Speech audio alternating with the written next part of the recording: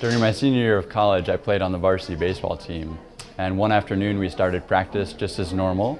And immediately during our stretches, I felt a discomfort in my back. And I knew that something wasn't right, so I asked my coach if I could go to the locker room to have some quiet space. And when I was walking to the locker room, I really didn't feel well. I knew that I would need the help of a Christian Science practitioner to give me treatment in order to find healing in this situation. And by the time I got to the locker room, I was on the floor in pain and had my cell phone with me and called the practitioner, who immediately started giving me treatment.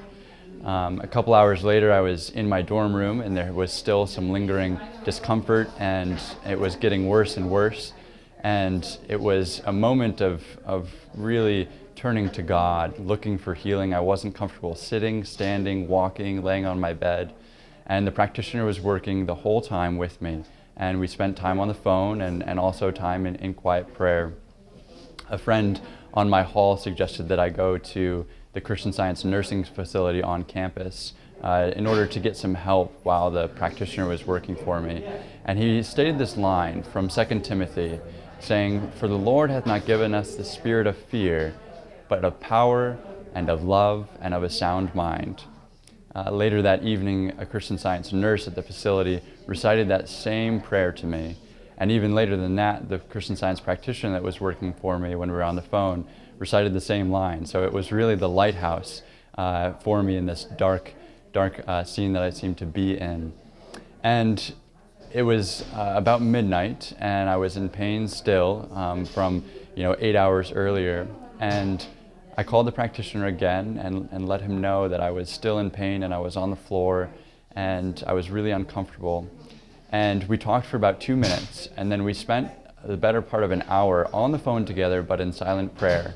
And at one point during this time together, I got up off the floor and I went to the desk in the room and I pulled out Science and Health with Key to the Scriptures by Mary Baker Eddy, the textbook of Christian Science along with the Bible. And in there I read the definition of man and the scientific statement of being. And reading through these, I read them as I understand how Jesus prays, and I read them as deep, conscientious protests of truth.